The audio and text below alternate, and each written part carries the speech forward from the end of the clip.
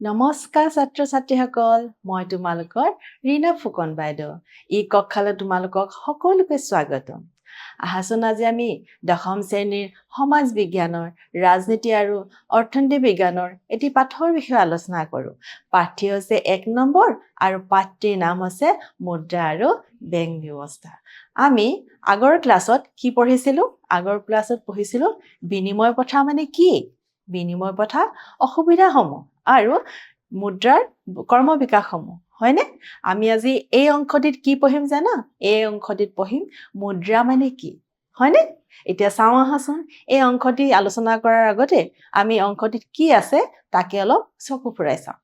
ইয়াত আমাৰ কি কৈছে জানানে ইয়াত আমাৰ কৈছে মুদ্ৰা কি অৰ্থাৎ আমি ব্যৱহাৰ কৰা সেই মুদ্ৰাসমূহ মানে কিনো তাৰ বিষয়ে আমি জানিবলৈ হলে প্ৰথমে আমি কি জানিব লাগিব ইংৰাজ অৰ্থনীতিবিদ জিয়াফ্ৰে ক্ৰাউথাৱাৰ মতে মুদ্ৰা কি আমি সেই বিষয়ে যদি আলোচনা কৰো তেতিয়াহলে আমি গম পাম মুদ্ৰা মানে কি কাৰণ তেখেতৰ যিটো উক্তি সেই উক্তিটোৰ ওপৰত ভিত্তি কৰি মুদ্ৰাৰ সম্পৰ্কে ধাৰণা লোৱা হৈছে আহাচো চাওঁ তে কি কৈছে আমি আলোচনা কৰো তেওঁ কৈছে বিনিময়ৰ মাধ্যম হিচাপে সাধাৰণ গ্ৰহণযোগ্যতা থকা আৰু লগতে সামগ্ৰীৰ মূল্যৰ মাপকাঠি আৰু মূল্যৰ ভাণ্ডাৰ হিচাপে কাৰ্য সম্পাদনা কৰা যিকোনো সামগ্ৰী হল মুদ্ৰা অৰ্থাৎ তেখেতে কৈছে যে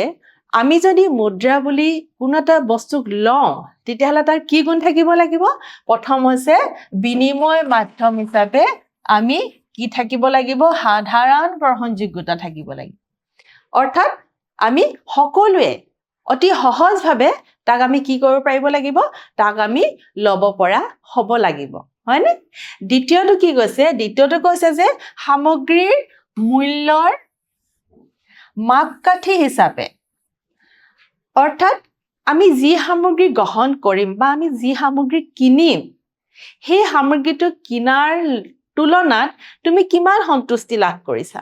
সেই উপলক্ষেও আমি কি কৰিম আলোচনা কৰিম কৈছে তাৰ পাছত কি কৈছে তাৰ পাছত কৈছে মূল্যৰ ভাণ্ডাৰ অৰ্থাৎ আমি সেই পইচা বা আমি সেই বস্তুটো কি কৰিব পাৰিব লাগিব আমি সেই বস্তুটো হাসি ৰাখিব পাৰিব লাগিব আমি যেতিয়া হাসি ৰাখিম তেতিয়া হি কি হ'ব মুদ্ৰা হিচাপে ব্যৱহাৰ কৰিব পৰা যাব এতিয়া তেখেতৰ উক্তি মতে আমি যদি এজোপা বেলপাতৰ গছ যদি লওঁ সেই গছজোপাৰ পাতটোৱে যদি এই সকলোবোৰ বৈশিষ্ট্য থাকে কি বিনিময় মাধ্যম হিচাপে সাধাৰণ গ্ৰহণযোগ্যতা তাৰ উপৰিও মূল্যৰ মাপকাঠি আৰু মূল্যৰ ভাণ্ডাৰ এই তিনিটা যদি বৈশিষ্ট্য থাকে তেতিয়াহলে আমি বেলপাতখিলাকো আমি কি ক'ব পাৰো আমি মুদ্ৰা বুলি ক'ব পাৰো এতিয়া চাওঁ আহাচোন সেই বৈশিষ্ট্যসমূহ আমি বহলভাৱে আলোচনা কৰি চাওঁ হয়নে তুমি যে ব্যৱহাৰ কৰা পইচা বা কাগজী নোট তাৰ কি বৈশিষ্ট্য আছে সেই বিষয়ে আমি আলোচনা কৰিম প্ৰথম বৈশিষ্ট্য কি কৈছে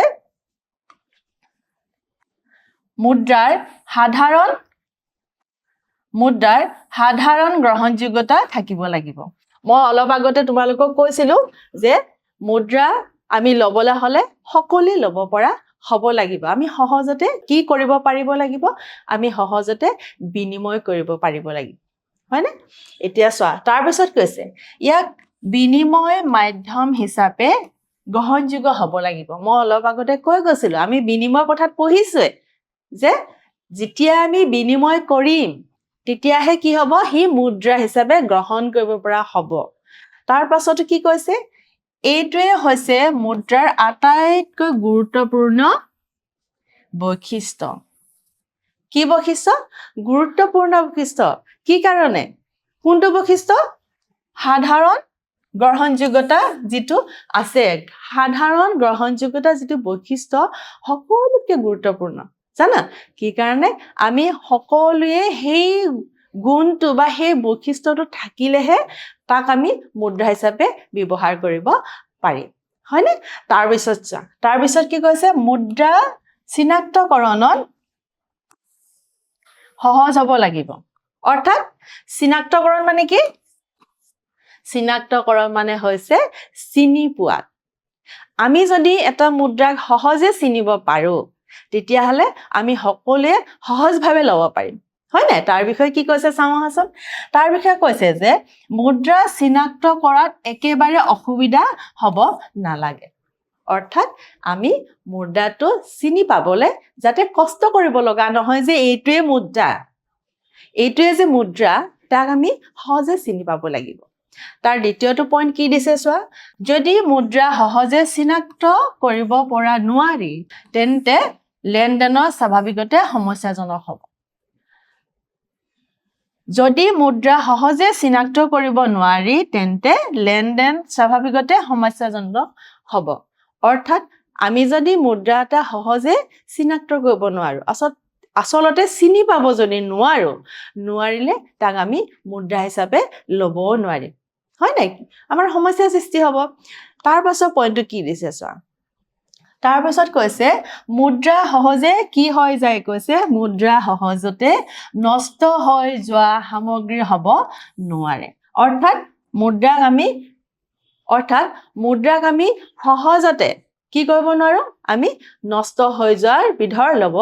নোৱাৰো আগতে আমাৰ বিনিময় প্ৰথাত কি আছিলে দ্ৰব্য আছিলে পণ্য আছিলে হয় নাই এতিয়া কৈছে যে সেই দ্ৰব্য আৰু সেই পণ্য সহজতে নষ্ট হৈ যায়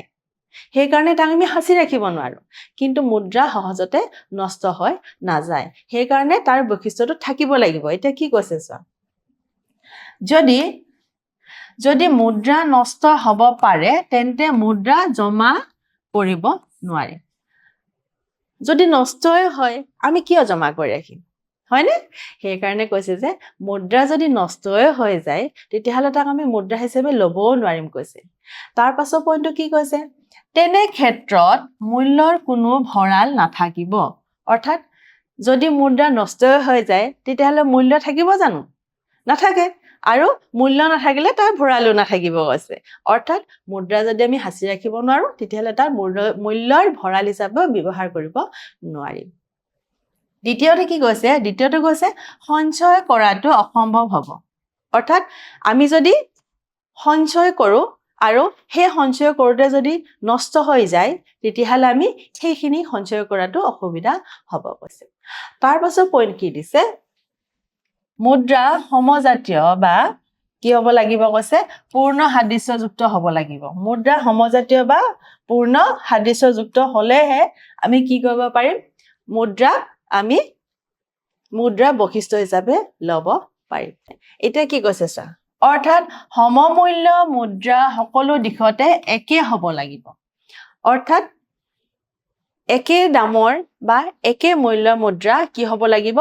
একে সাইজৰ বা একে হ'ব লাগিব দেখাত বা চোৱাত হয়নে দ্বিতীয়তে কি কৈছে যদি 100 টকীয়া নোট আকাৰ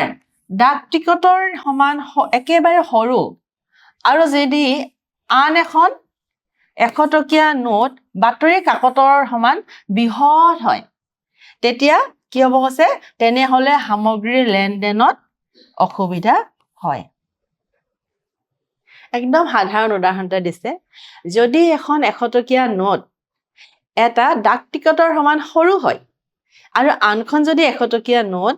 আমাৰ এখন বাতৰি কাগজৰ দৰে সমান হয় তেতিয়াহ'লে দুইখন সাদৃশ্য হ'বনে দুইখন একে হ'বনে নহয়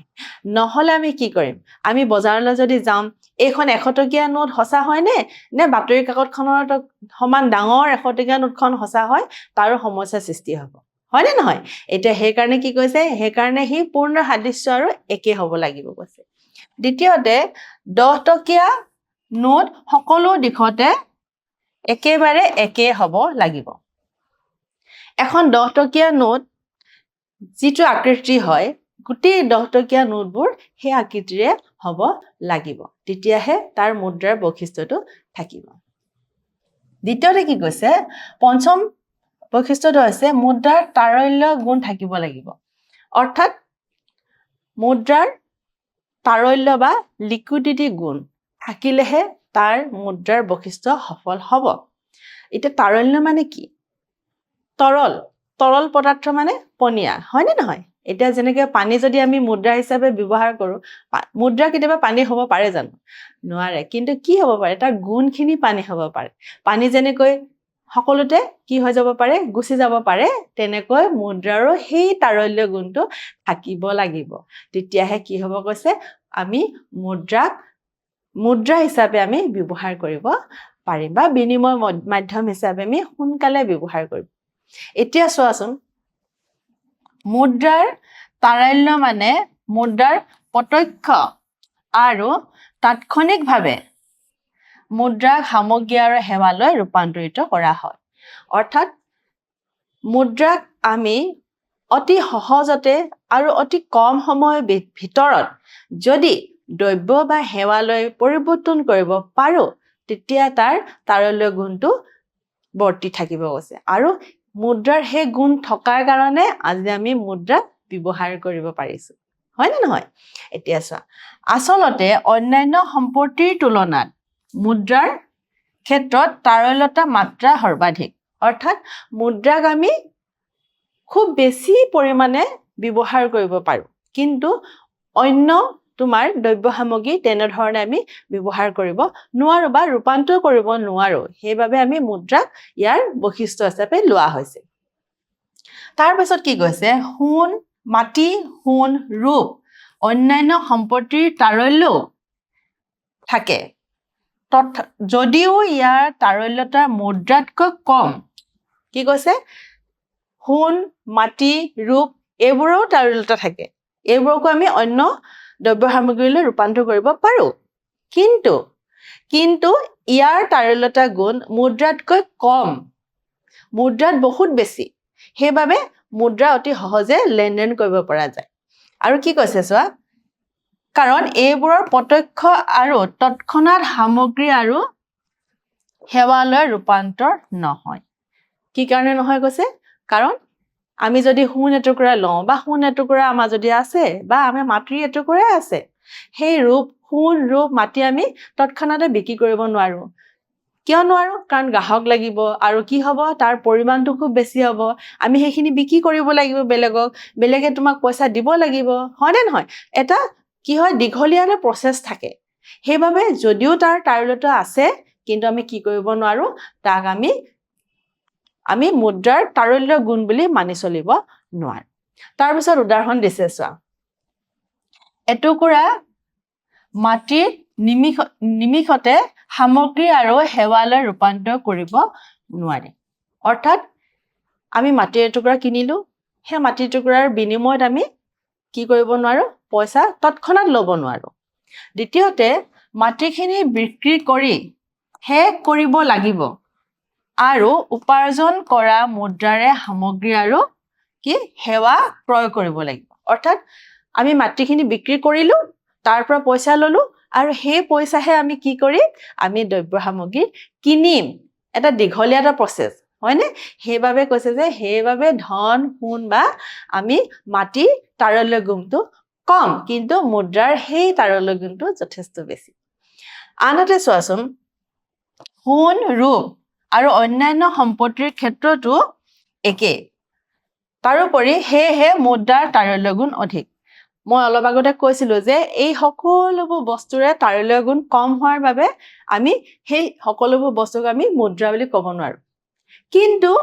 আমি যিখিনি মুদ্ৰা ব্যৱহাৰ কৰি আছো সেই মুদ্ৰাৰ কিন্তু সেই তাৰল্য গুণ বহুত বেছি সেইবাবে এই মুদ্ৰাক আমি বৈশিষ্ট্য হিচাপে ল'ব পাৰিছো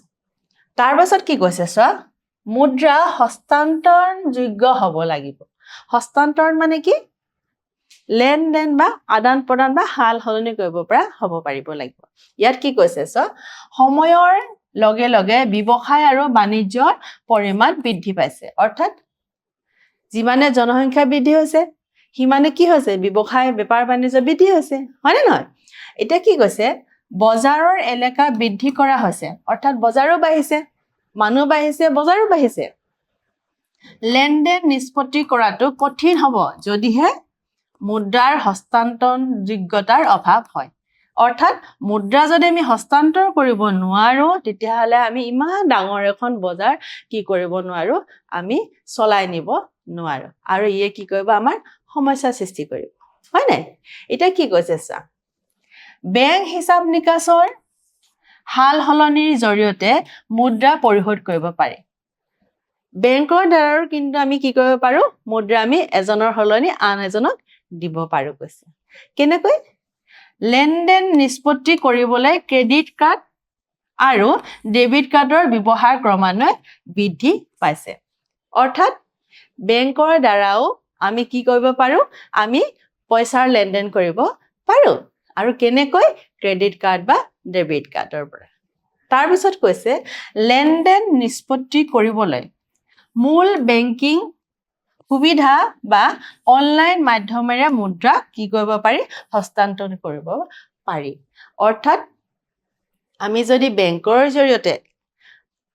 আমি বস্তুৰ যদি বা মুদ্ৰা আমি হস্তান্তৰকৰণ কৰো তেতিয়াহ'লে সেই হস্তান্তৰকৰণ কেনেকৈ কৰিব পাৰি কৈছে অনলাইনেদিও কৰিব পাৰি আৰু মূল বেংকিঙৰ যোগেদিও কৰিব পাৰি কৈছে অৰ্থাৎ আমি মুদ্ৰাক বিভিন্ন ধৰণে কি কৰিব পাৰো হস্তান্তৰকৰণ কৰিব পাৰো হয় নাই তাৰ পাছত চোৱাচোন তাৰ পাছৰ বৈশিষ্ট্য কি দিছে মুদ্ৰা বিভাজনীয় অৰ্থাৎ মুদ্ৰাক আমি ভাগ কৰিব পাৰো কেনেকৈ অধিক মূল্যৰ মুদ্ৰা কম মূল্যৰ মুদ্ৰালৈ ৰূপান্তৰ হ'ব পাৰে অৰ্থাৎ বহুত বেছি পৰিমাণৰ পইচাটোক আমি সৰুকৈ খণ্ডত কি কৰিব পাৰো আমি ভাগ কৰিব পাৰো হয় নাই তাৰ পিছত কি কৈছে অধিক বা নিম্ন সকলো মূল্যৰ লেনদেন নিষ্পত্তি কৰিবলৈ মুদ্ৰা আছে অৰ্থাৎ আমি বেছি ব্যৱহাৰ কৰিছো বা কম ব্যৱহাৰ কৰিছো কিন্তু মুদ্ৰাৰ ব্যৱহাৰৰ ক্ষেত্ৰত আমি ভাগ কৰিব পৰা ব্যৱস্থাটো আমাৰ আছে কৈছে দ্বিতীয়তে পণ্য বিনিময় প্ৰথাত এনে বিভাজনৰ ক্ষমতা অভাৱ আছিল কিন্তু আমি যেতিয়া দ্ৰব্যৰ বিনিময় কৰিছিলো বিনিময় প্ৰথা আমি পঢ়োতে আমি পাইছিলো যে পণ্য আমি বিনিময় কৰিছিলো হয় নাই সেই পণ্য বা দ্ৰব্য সামগ্ৰী বিনিময়ত এই বিভাজনীয়তাটো বহুত ডাঙৰ এটা সমস্যা হৈছিল 1 কেজি চাউলৰ হলনি এটা হাতী বিনিময় কৰিব লগা হৈছিল সেইকাৰণে কৈছে যে এইখিনি অসুবিধা থকাৰ কাৰণে আমি মুদ্ৰাক আগবালি ল'ব পাৰিছো কৈছে তাৰ পিছত কি কৈছে মুদ্ৰাৰে 50 পইচা বা 50 কোটিৰ লেনদেন নিষ্পত্তি কৰিব পাৰি মুদ্ৰাৰ দ্বাৰা আমি 50 কোটিৰ পৰা 50 পইচালৈকে আমি কি কৰিব পাৰো আমি ব্যৱহাৰ কৰিব পাৰো কৈছে তাৰ পিছত 8 নম্বৰ পইণ্টটো চাচোন মুদ্ৰাৰ মূল্য স্থিৰতা থাকিব লাগিব অৰ্থাৎ মুদ্ৰাৰ মূল্য স্থিৰ থাকিব লাগিব ই বেছিকৈ যদি কমি যায় তেতিয়া আমাৰ অৰ্থনৈতিক দিশত আমাৰ সামাজিক দিশত আমাৰ জীৱন যাপনৰ মানদণ্ডত প্ৰভাৱ পৰিব হয় নাই সেইকাৰণে কৈছে যে মুদ্ৰাৰ স্থিৰতা থাকিব লাগিব স্থিৰ মানে ৰৈ থকাৰ ব্যৱস্থা থাকিব লাগিব কৈছে এটা চোৱা যদি মুদ্ৰাৰ মূল্য সকলো সময়তে কমি থাকে তেন্তে মুদ্ৰাৰ মূল্য ভঁৰাল হিচাপে কি কৰিব নোৱাৰে কাম কৰিবত ব্যৰ্থ হ'ব অৰ্থাৎ সকলো সময়তে মুদ্ৰা যদি মূল্য কমি থাকে সেই কমি থাকিলে কিন্তু আমি মুদ্ৰা আমি কি কৰিব নোৱাৰো সঞ্চয় কৰিব নোৱাৰো ইয়ে কি কৰিব আমাৰ সমস্যা সৃষ্টি কৰিব হয়নে দ্বিতীয় পইণ্টটো কি কৈছে চা মন কৰিবলগীয়া যে মুদ্ৰাৰ বৈশিষ্ট্যবোৰ ইটো হিতুৰ বিকল্প নহয় অৰ্থাৎ আমি এটা বৈশিষ্ট্য আছে আন এটা বৈশিষ্ট্য নাই অৰ্থাৎ মুদ্ৰা বিভাজনীয় হয় কিন্তু মুদ্ৰাৰ কি হস্তান্তৰযোগ্য নহয় এনে ধৰণৰ কিন্তু এই এটাৰ হলনি আনটো বৈশিষ্ট্য থাকিলে নহব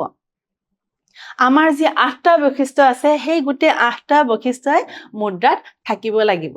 তেতিয়াহে আমি তাক মুদ্ৰা হিচাপে মানি ল'ব পাৰিম কৈছে দ্বিতীয়তে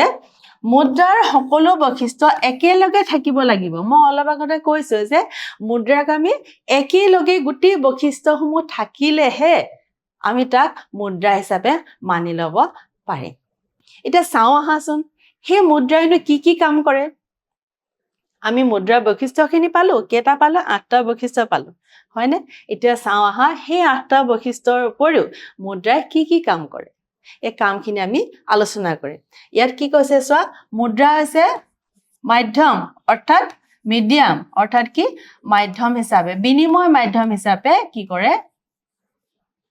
ব্যৱহাৰ হয় তাৰোপৰি মেজাৰ মেজাৰ মানে মাপকাঠি মেজাৰ মানে মাপকাঠি অৰ্থাৎ আমি এটা বস্তু কিনিলো কিনাৰ পিছত তাৰ পৰা আমি কিমানখিনি সন্তুষ্টি লাভ কৰিলো সেই মাপকাঠি দ্বিতীয়তে কৈছে ষ্টেণ্ডাৰ্ড মানদণ্ড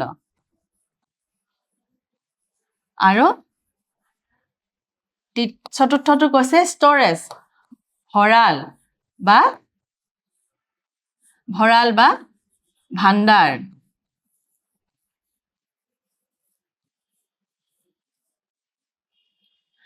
আমি মুদ্ৰাৰ এই চাৰিটা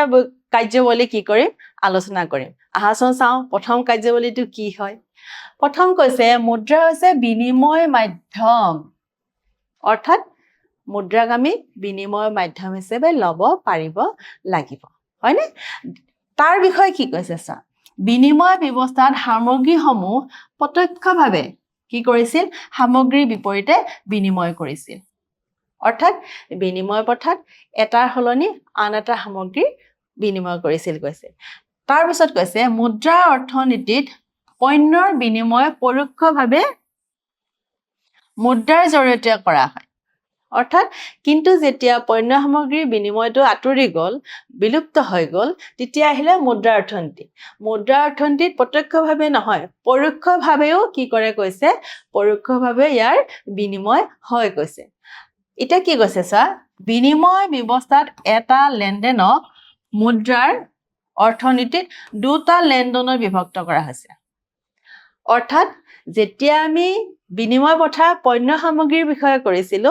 তেতিয়া আমি প্ৰত্যক্ষভাৱে আৰু এটাই আমি কি কৰিব পাৰিছিল বিনিময় কৰিব পাৰিছিল কিন্তু মুদ্ৰাত কিন্তু আমাক কি হৈছে জানানে মুদ্ৰাত আমি দুই ধৰণে লেনদেন কৰিব পাৰো কি ধৰণে দুই ধৰণে লেনদেন কৰিব পাৰো কেনেকৈ আমি চাওঁ আহা উদাহৰণ দিছে চাউল উৎপাদন কৰা ব্যক্তিজনে চাউল বিক্ৰী কৰিব প্ৰথম লেনদেন অৰ্থাৎ এজন ব্যক্তি আমি ধৰি ললো ক ব্যক্তি ক কি উৎপাদন কৰিছে চাউল হয়নে প্ৰথম ক ব্যক্তিজনে চাউল উৎপাদন কৰিছে হেতু হৈছে প্ৰথম লেনদেন হয়নে আৰু এইদৰে উপাৰ্জন কৰা মুদ্ৰাৰে কাপোৰ কিনা হ'ব দ্বিতীয় লেনদেন এই চাউল উৎপাদন কৰি যিখিনি পইচা তেওঁ পাইছে সেইখিনি কি কৰিব সেইখিনিয়ে কাপোৰ কিনিব এই কাপোৰটো হ'ব দ্বিতীয় লেনদেন অৰ্থাৎ তেওঁ চাউল বিক্ৰী কৰিছে পইচা লৈছে প্ৰথম লেনদেন তাৰ পিছত তেওঁ সেই পইচাৰে কাপোৰ কিনিছে হেতু দ্বিতীয় লেনদেন দুটা লেনদেন হৈছে না নহয় এতিয়া হেতুকে বুজাইছে যে মুদ্ৰা যদি আমি ব্যৱহাৰ কৰো তেতিয়া কিন্তু আমি দুই ধৰণে লেনদেন কৰিব পাৰো কৈছে তাৰ পিছত কৈছে এইদৰে বিনিময় মাধ্যম হৈ পৰে এনেদৰে কি হৈছে আমাৰ চাউলৰ দ্বাৰা উৎপাদন কৰি আমি বিভিন্ন ধৰণে কি কৰিব পাৰো লেনদেন কৰিব পাৰো কৈছে তাৰ পাছৰ কাৰ্যাৱলীটো চাওঁ আহা তাৰ পাছত কি কৈছে মুদ্ৰাৰ সামগ্ৰীৰ মূল্যৰ মাপকাঠি হিচাপে কাৰ্য সম্পাদনা কৰে অৰ্থাৎ মুদ্ৰাই যিখিনি সামগ্ৰী কি কৰিব ক্ৰয় কৰিব সেই ক্ৰয় কৰা সামগ্ৰীখিনি মাপকাঠি হিচাপে কাৰ্য কৰিব লাগিব কৈছে কেনেকৈ আমি হেতুৱে চাম এতিয়া কি কৈছে সকলো অৰ্থনৈতিক সামগ্ৰীৰ দাম থাকে অৰ্থাৎ প্ৰত্যেকটো আৰ্থিক সম্পদৰে এটা নিৰ্দিষ্ট মূল্য দিব লগা হয় আমি ফ্ৰীতে নাপাওঁ হয় না নহয় কিন্তু আমি কিছুমান বস্তু আছে আমি ফ্ৰীতে পাওঁ যেনে পানী তাৰ পিছত বতাহ হয় না নহয় সেই সকলোবোৰ বস্তু আমি কিন্তু ফ্ৰীতে পাওঁ কৈছে এটা কি কৈছে চা মুদ্ৰা হিচাপে প্ৰকাশ কৰা বিনিময়ৰ মূল্যই হল মূল্য অৰ্থাৎ তুমি যে বস্তু এটা কিনিলা ধৰিলে তুমি কলম এটা তোমাৰ প্ৰয়োজন হৈছে হয় না নহয় সেই কলমৰ হলনি তুমি কি দিলা কলমৰ হলনি তুমি 10 টকা দিলা হয় না নহয় এই 10 টকাটো কি হ'ব কৈছে তোমাৰ বিনিময়ৰ মূল্য হ'ব অৰ্থাৎ তোমাৰ প্ৰয়োজনীয়খিনি তুমি কেনেকৈ কৰিছা তোমাৰ প্ৰয়োজনীয়খিনি তুমি পইচা দি পেনে পূৰণ কৰিছা আৰু হেই হৈছে মুদ্ৰাৰ মূল্য তাৰপিছত চোৱা মুদ্ৰা হৈছে জোখৰ সাধাৰণ একক মুদ্ৰা হৈছে জোখৰ সাধাৰণ একক এতিয়া কৈছে যে সকলো আৰ্থিক সামগ্ৰী আৰু সেৱাৰ মূল্য কেৱল মুদ্ৰাৰ ৰূপত প্ৰকাশ কৰা হয় আৰ্থিক আৰু সেৱাৰ মূল্য কি ৰূপত মুদ্ৰাৰ ৰূপত প্ৰকাশ কৰা হয় অৰ্থাৎ আমি যিমানখিনি আৰ্থিক সামগ্ৰী কিনিছো সেই সকলোবোৰ সামগ্ৰীৰ বিনিময়ত আমি পইচা দিছো মুদ্ৰা দিছো আৰু হিয়ে মূল্যৰ হিচাপ এটা দিছে তোমাক তাৰপিছত কৈছে মুদ্ৰাৰ ৰূপত প্ৰকাশ কৰা সামগ্ৰীৰ বিনিময় মূল্য হ'ল সামগ্ৰীটোৰ দাম তুমি যে এটা কলম কিনিলা আমি উদাহৰণ দিছিলো এটা কলমত আমি কি দিলো 10 টকা দিলো হয় নে নহয় সেই 10 টকাটোৱে হৈছে এই কলমটোৰ দাম আৰু হিয়ে হৈছে মুদ্ৰাৰ মূল্য তোমালোকে বুজি পাইছা নে কি কৈছো অৰ্থাৎ আমি যদি অৰ্থনৈতিক বা আৰ্থিক সম্পদসমূহ কিনিব গলে আমি তাৰ এটা মূল্য দিব লগা হয় আৰু সেই মূল্যটো হৈছে মুদ্ৰাৰ মূল্য অৰ্থাৎ তুমি 10 টকাত এটা কলমৰ মূল্য বিচাৰি পাইছা আহাচোন আমি তৃতীয় কাৰ্যৱলীটো চাওঁ মুদ্ৰাৰে স্থগিত দেনা পাওনাৰ মানদণ্ড হিচাপে কাৰ্য সম্পাদনা কৰে এটা স্থগিত দেনা পাওনা মানে কি ইয়াতে স্থগিত দেনা পাওনা মানে কি আগৰে জানিব লাগিব আমি স্থগিত মানে ৰৈ থকা হয় না এতিয়া চাওঁচোন আহা এই পইণ্টত কি কৈছে একেবাৰে সহজ তোমালোকে চোৱাচোন কিছুমান সামগ্ৰী আৰু পৰিসম্পদ মানে এছেট বেচা কিনাৰ সময়ত দামটোৰ লগে লগে পৰিশোধ কৰা নহয় অৰ্থাৎ আমি কিছুমান বস্তু কিনিলে আমি লগে লগে দামটো দিব নোৱাৰো অৰ্থাৎ লগে লগে তাৰ মূল্যটো দিব নোৱাৰো আমি কম মূল্যৰ হলে লগে লগে দিব পাৰিম কিন্তু যদি বেছি মূল্য থাকে তেতিয়া কিন্তু আমি লগে লগে দিব নোৱাৰিলে আমি কি লম আমি ঋণ লম হয় নে সেই কথাটোকে কৈছে স্যাৰ ঋণৰ ক্ষেত্ৰতো ঋণ লওঁতাই ঋণদাতাক ঋণ পৰিশোধ কৰোতে সময় লয় অৰ্থাৎ আমি যেতিয়া ঋণ লওঁতেও কিন্তু যেতিয়া ঋণ লব তেখেতেও কিন্তু কি কৰিব এটা নিৰ্দিষ্ট সময়ৰ মূৰে ঋণটো পৰিশোধ কৰিব একেলগে নিদিয়ে একেলগে দিব নোৱাৰে বাবেহে কি কৰিছে সময়ে কি কৰিছে তাৰ পৰিশোধ কৰিছে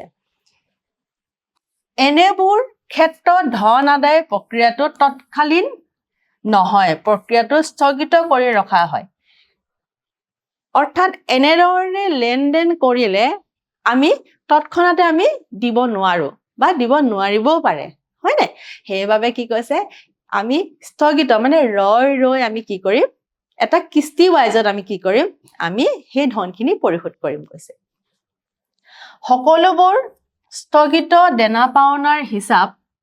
মুদ্ৰাৰ ৰূপত প্ৰকাশ কৰা হয় কিন্তু এটা কথা কি জানানে আমি কিন্তু যিমান বস্তু কিনিলেও মুদ্ৰাই দিব লাগিব লাগিলে তুমি কি কৰা তুমি স্থগিত হিচাপে দিয়া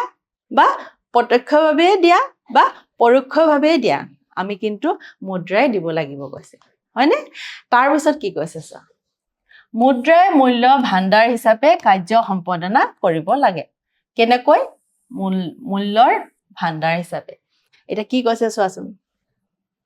মুদ্ৰা ব্যৱস্থাত মুদ্ৰা সঞ্চয় কৰি ৰাখিব পাৰি আৰু সঞ্চিত মুদ্ৰাৰ প্ৰয়োজন অনুসৰি সামগ্ৰী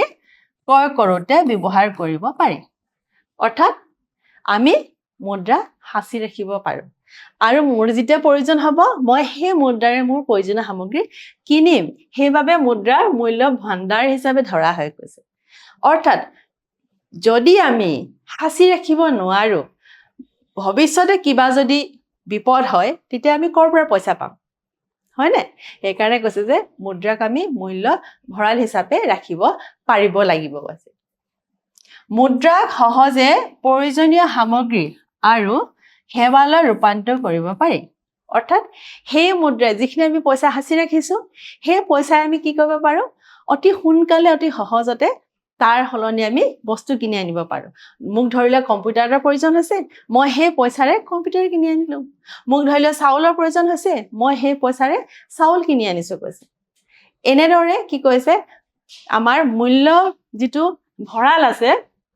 ভাণ্ডাৰ আছে সেই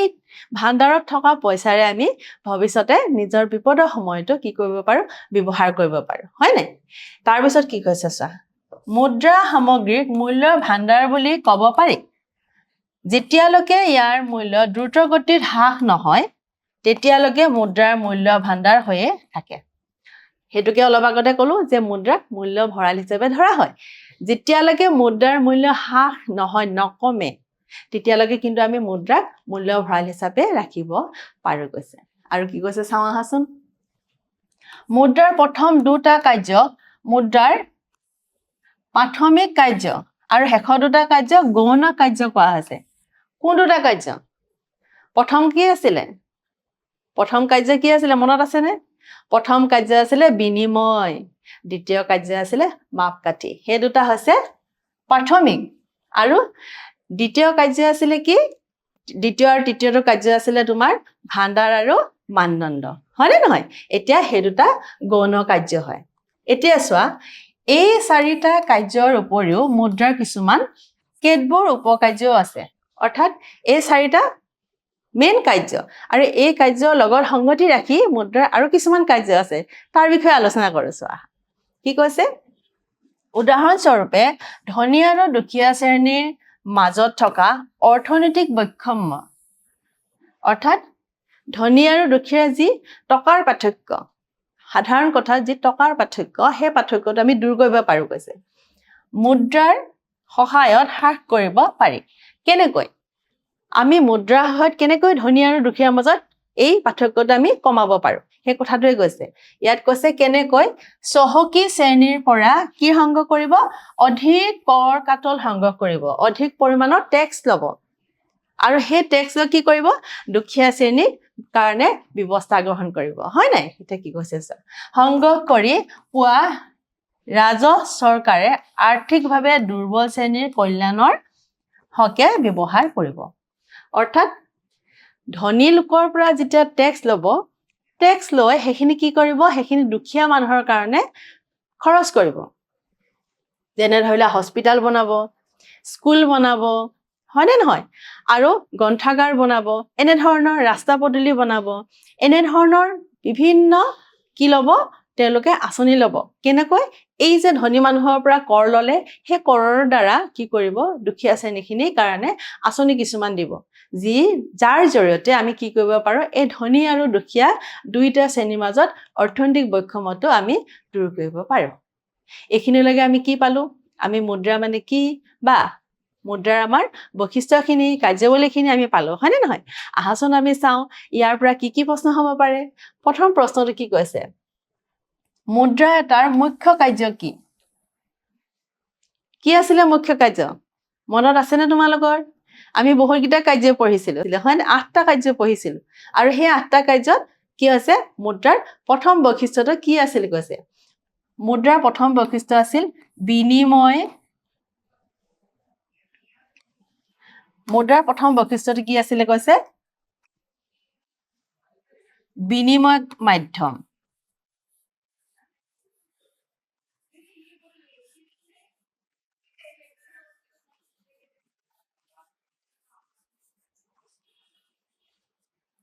মুদ্ৰাৰ প্ৰথম বৈশিষ্ট্যটো আছিল বিনিময় মাধ্যম অৰ্থাৎ আমি তাক বিনিময় মাধ্যম হিচাপে ব্যৱহাৰ কৰিব পাৰিব লাগিব হয়নে তাৰপিছত দ্বিতীয় প্ৰশ্নটো চাওঁ আহাচোন দ্বিতীয় কি কৈছে মুদ্ৰা তাৰল্য গুণ বুলিলে কি বুজা কি গুণ তাৰল্য গুণ চাবা অতি দৰকাৰী প্ৰশ্ন তোমালোকৰ পৰীক্ষাত কিন্তু প্ৰায় আহে তাৰল্য গুণ মানে কি এতিয়া মই কৈছিলো তাৰল্য মানে কি পনীয়া একেবাৰে যদি সহজ অৰ্থত আমি বুজিব চেষ্টা কৰোঁ তাৰল্য মানে কি পনীয়া এতিয়া মুদ্ৰা কেনেকৈ পনীয়া হ'ল হেতুকে আমি আলোচনা কৰিছিলো হয় না কেনেকৈ পনীয়া হ'ল মুদ্ৰা আমি যিকোনো মুদ্ৰা কি কৰিব পাৰো আমি অতি সহজতে দ্ৰব্য বা সেৱালৈ ব্যৱহাৰ কৰিব পাৰো সেই গুণটোকে কি কোৱা হয় তাৰল্য গুণ কোৱা হয় অৰ্থাৎ মুদ্ৰাক আমি সহজতে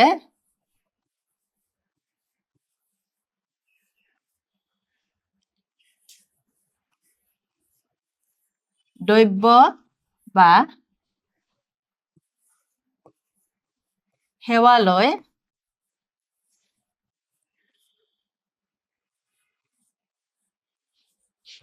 ৰূপান্তৰ কৰিব পৰা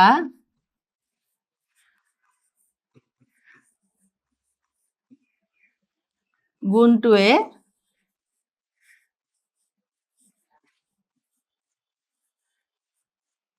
হৈছে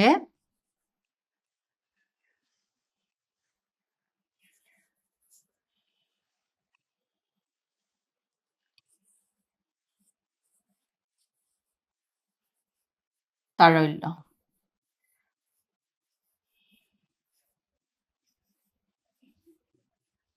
অৰ্থাৎ মুদ্ৰাক আমি কি কৰিব পাৰিব লাগিব মুদ্ৰাক আমি অতি সহজতে দ্ৰব্য বা সামগ্ৰীলৈ ৰূপান্তৰ কৰিব পাৰিব লাগিব তেতিয়াই কিন্তু মুদ্ৰাৰ তাৰল্য গুণটো থাকিব এতিয়া দেখিলানে আমি পাঠটোত কিমানখিনি কথা শিকিলো হয় নাই মুদ্ৰা মানে কি মুদ্ৰাৰ বৈশিষ্ট্যসমূহ মুদ্ৰাৰ কাৰ্যাৱলীসমূহ এতিয়া এই সকলোবোৰ কথা আলোচনা কৰিলে তোমালোকে নিশ্চয় কিছু বুজি পাইছা পাঠটোৰ বিষয়ে আলোচনা কৰিব সময়ত আমি আৰু অধিক আলোচনা কৰিম আমি অহা বাৰলে এটি নতুন বিষয় বা নতুন এই পাঠৰ লগত জড়িত নতুন এটি অংশ আলোচনা কৰিম আজিলৈ তোমালোকক ধন্যবাদ